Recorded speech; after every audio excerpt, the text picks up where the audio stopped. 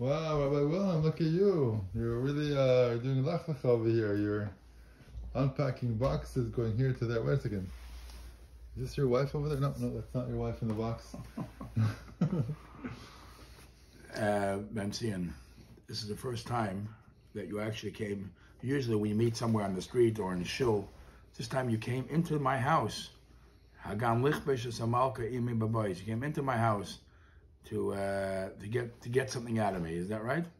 Yes, actually, pretty much. You have to drive. Now this time you drove here 10 minutes. Usually I'm the one driving. Oh, you've been seeing. Yeah, driving us Baruch crazy. Hashem, the dust has settled, and in the sense, no. I think that you missed the spot over there. In the why are you so beaten up? You're usually much more energetic. Why, thank you. Okay. Anyways, I said that usually it's lech lecha. We're on the road when Rashi says that when a person travels, he doesn't have his proper mindset. Today, Baruch Hashem, my son's Sheva Brachas is over. I'm back to normal. And we're able to, let's meet over here and learn. See, there's a lot to learn here. There's a lot. And there's so much more that I couldn't unpack yet. So please, what are you, you're walking on. Okay, what's the name of this week's Parsha? You don't have to go too far to find a beautiful lesson this week's Parsha. And everybody thinks I'm going to talk about lech, go spread. No, I'm talking about the second word, lecha. It's all about you. It's all about me and you. Sometimes we're so, you know the very famous story with Mendel Futterfass, when the guy was, the shomer came into the room and he was checking the cards. Yeah, I've said that story many times. What's the story? No, I even said it on your platform. There's one guy that is looking and he's like, what story is he talking about? One girl. For that individual, humor them. It's not a humorous story. It's a story we're so busy telling other people what to do and teaching others. Now, rewind. Now it's all about us. Lech lecha. It's all about you. Now, sometimes we make crazy conclusions. Sometimes we're. What's with the story? We're not fast forwarding. I want to tell you Rewind. What's the story? The story is that they're playing cards in the cell, and every time the cell broke, and it was illegal, and every time the guard, prison cell, and every time the guard came in, somehow he couldn't find the cards. And Remendel was saying, Remendel was in the same cell with those bullies. And he says, what's going on? Are you magicians? So he said, the guy comes in such a rage looking for the cards in other people's pockets. And as he walks in, they put it in his own pocket. And he doesn't realize to check his own pocket.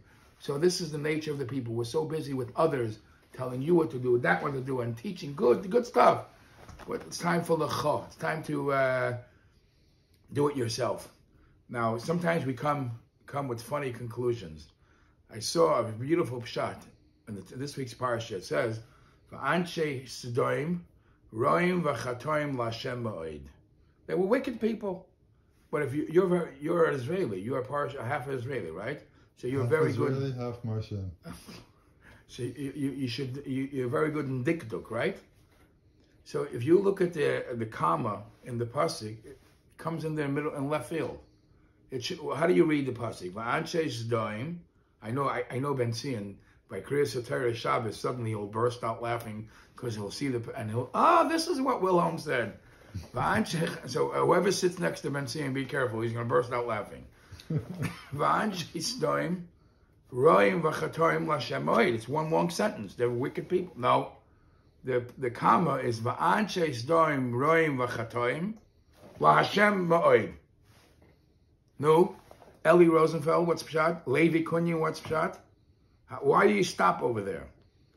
So I saw a nice pshat. The pshat is like this. The people of Stone were wicked. But sometimes their wickedness was, like the Rebbe would say, was dressed in a Zaydin Zupitzer. They found justification to their wickedness.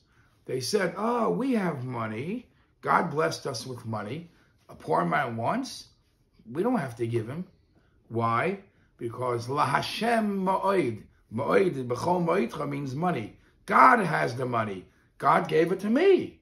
So if I have the money, I don't have to share. God knows what he's doing. So the Anshe Roim V'chatoim, the reason why they were wicked, because they justified it by saying, La Hashem ma'oid. God owns the money, and God gave it to me, so it's mine. So that's a corrupt way of thinking. That's not doing what you're supposed to do. Now, this week's Shabbos, I think, is Rachel Imenu's yahrzeit. Now, a lot of people walk around with, my parent is this, and my Zayda is this. I want to tell you a beautiful story I read, and that story really taught me a lesson. Story is about none other than Napoleon. You ever heard of Napoleon? Not the Eclair Napoleon. The Napoleon, the great king, whatever title he got. Napoleon. The short king. The short king. Napoleon was once walking at the seashore with his son. And the son jumped into he wanted to take a swim. A strong wave came and sucked the son into the water, and the son was drowning. The son was drowning. He couldn't, and there's nothing Napoleon could have done. And the kid was, you see him, Rahman al-Tan, drowning. What does this genius Napoleon do? There's nobody with him. Napoleon couldn't swim or couldn't get him. Napoleon takes out his revolver, his gun, and shoots himself in the leg and collapses, falls on the floor. His son, in the water, drowning, sees how his father collapsed. He heard a gunshot, and he says, Tati. How do you say Tati in French? You know, whatever it is. Pa. He got his boost of energy, his adrenaline shot, and he somehow found the energy to swim back to try to save his father. He comes to see his father. He says his father just is laying there. He just got a little bleeding on his foot. She says, Tati, what'd you do? What'd you do? I'm drowning there. You start shooting. What is it, a parade? What are you shooting your leg? She said, I'll tell you a lesson. Is that what you do by parades?